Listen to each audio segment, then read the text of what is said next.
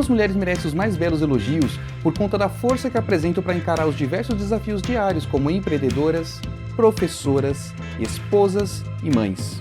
Sempre que chegamos próximo de 8 de março, começamos a realizar diversas homenagens a elas, dando presentinhos como flores, bombons, mensagens de carinho e até mesmo uma boa limpeza de pele, não é mesmo?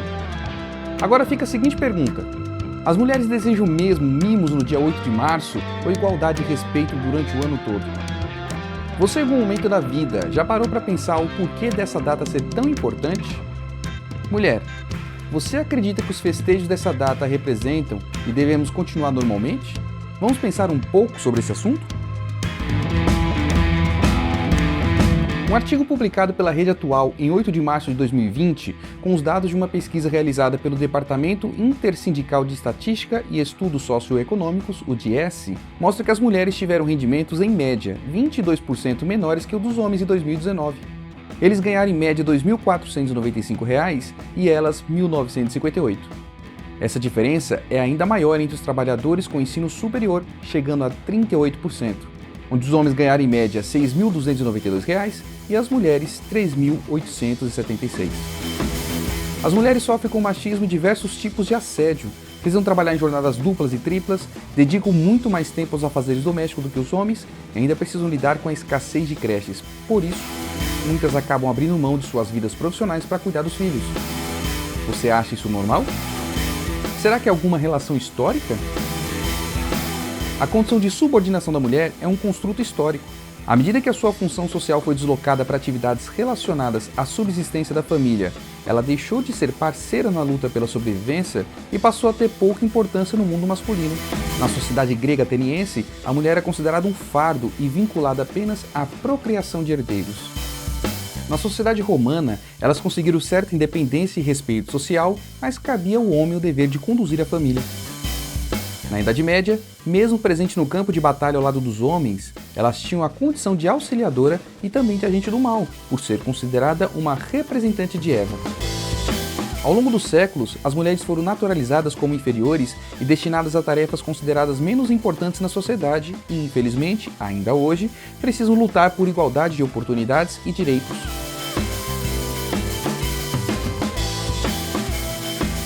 Sabia que durante o século XIX e início do XX, as mulheres faziam parte da classe considerada perigosa para a sociedade?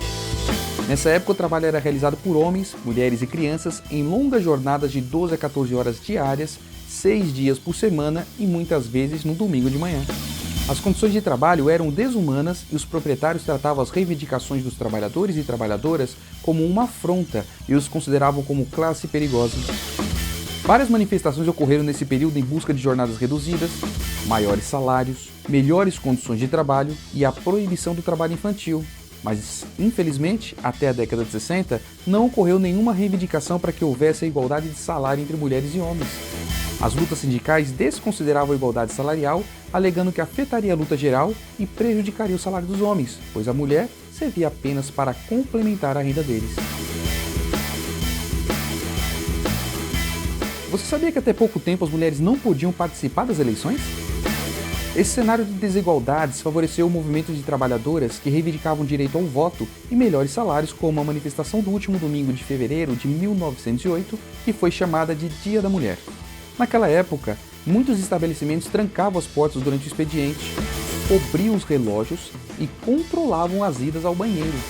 Tudo isso para desmobilizar os movimentos e manter os operários e operárias nas fábricas. Uma greve em 1910 com cerca de 15 mil trabalhadores do vestuário, composto pela maioria de moças, chegou a fechar 500 fábricas e durou 13 semanas após as grandes empresas cederem algumas das reivindicações, mas não alteraram de maneira significativa o andamento das médias e pequenas fábricas, por isso os movimentos foram logo retomados.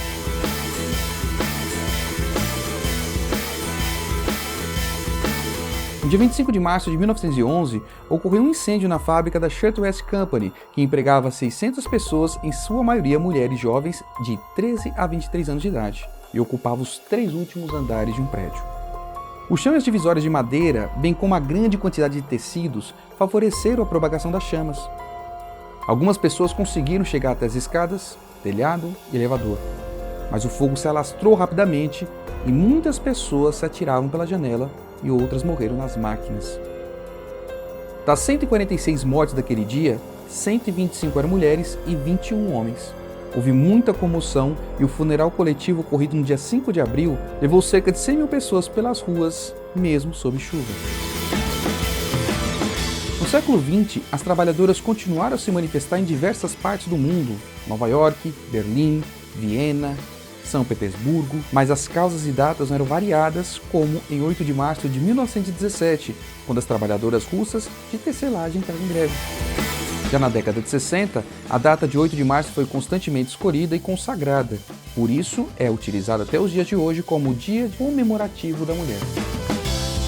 A socióloga Eva Altman afirma que conhecemos erroneamente no Brasil e na América Latina o 8 de março como uma data proposta pela militante alemã Clara Zetkin para o Dia Internacional da Mulher. A pesquisadora mostra que Clara propôs em um congresso em 1911 a criação do Dia Internacional da Mulher, mas não definiu nenhuma data. Eva também sugere que a comemoração não é uma consequência do incêndio ocorrido na fábrica.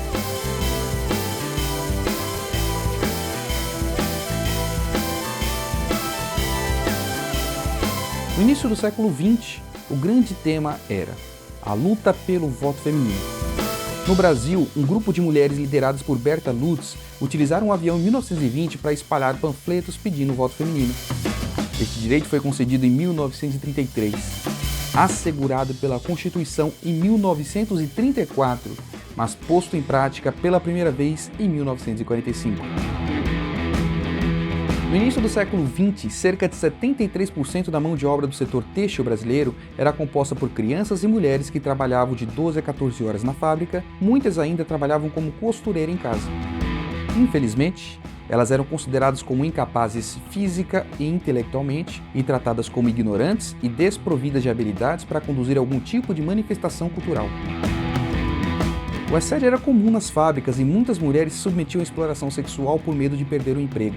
Os jornais operários mostravam as reclamações como falta de higiene das fábricas, assédio, péssimas condições de trabalho, o não pagamento de horas extras.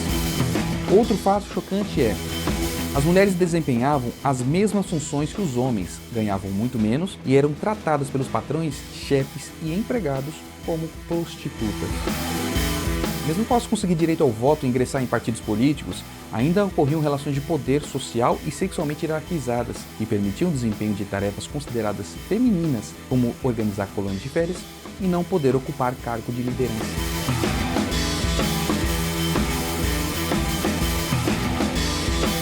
Não há dúvida alguma que é muito importante comemorarmos o Dia Internacional da Mulher para ressaltar a sua importância na sociedade e não apenas nos afazeres domésticos. Muitas pessoas ainda precisam perceber que existe forte influência cultural que determina e delimita o que uma mulher pode ou não fazer. A questão é: não podemos banalizar o dia 8 de março reforçando estereótipos nos quais as mulheres se contentam apenas com mimos. É fundamental refletirmos sobre a data e não esquecermos que ela representa muita luta para a conquista de direitos, porque as mulheres não querem só comida, diversão e arte. Na verdade, elas querem o inteiro e não a metade, para poder mostrar toda a sua capacidade de encontrar saída para qualquer parte.